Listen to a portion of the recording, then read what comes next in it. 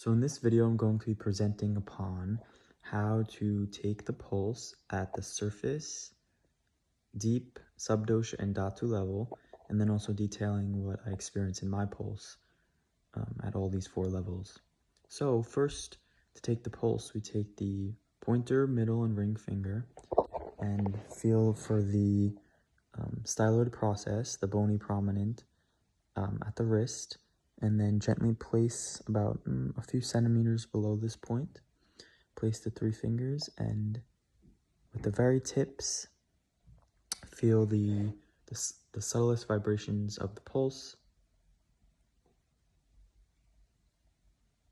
And then once that is felt, you can take it for a few minutes, get a good reading, and notice for each finger which gunas are felt. And the pointer finger is vata, the middle finger is pitta, and the ring finger is kapha. So ideally, each of these doshas qualities should be felt under this finger. And in my pulse, I generally feel each dosha's qualities are in their house, with lightness and coldness being on the vata finger, the most intensity and heat and dynamism and liquidity on the pitta finger, and kapha is usually the heaviest, most subtle, and slowest as well. So, and overall, I would say I feel heat and pitta qualities, and on the surface, secondary will usually be either kapha or vata, depending on the time of day, depending on what I ate, how much I ate, and whatever I did during the day.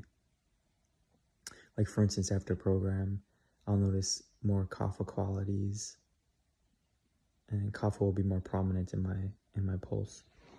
So once we take the surface pulse, then we can go down to the deep pulse by firmly pressing your fingers until you no longer feel a pulse, and then once there's no pulsation, you can lightly lift up your fingers until you feel the very first sensation of a pulse, and then you read that, and that's your deep pulse. And this is ideally, this would be your closest to your prakriti, your doshic constitution. However, more often than not, it's indicative of imbalances that have seeped from the surface pulse down into the deep pulse and have become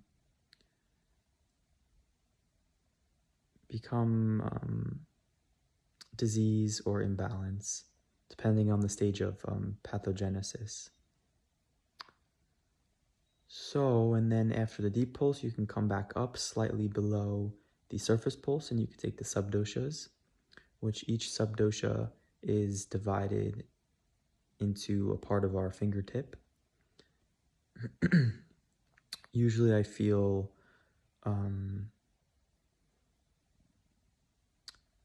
yesterday I felt Kledaka. This morning I felt prana.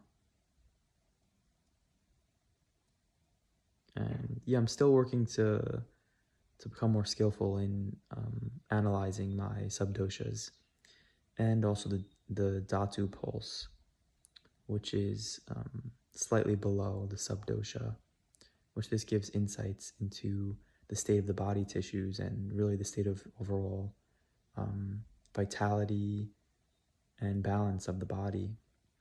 So the dhatus are ultimately a state of our digestion. If we have a strong agni, it'll most efficiently produce rasa, which is the blood plasma, or the first dhatu.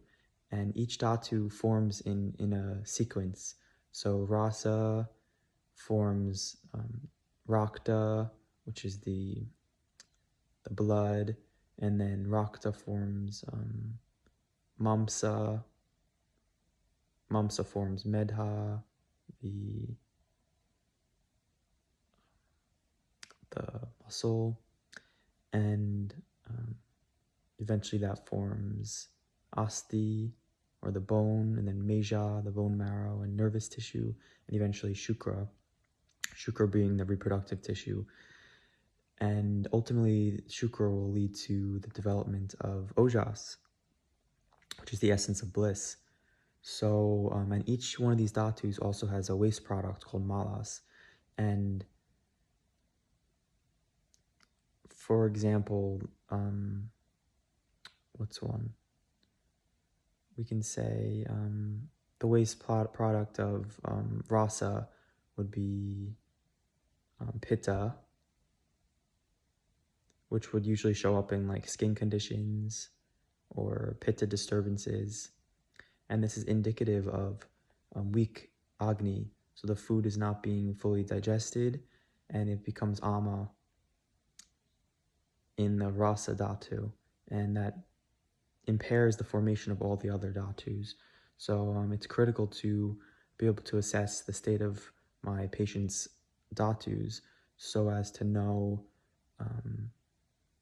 where their imbalance has manifested from, and then being able to apply the necessary detoxification, ama removal, agni, starting with agni dipana or amapachana, and then also adjusting their diet and daily routine to realign their entire physiology. Jai Gurudev.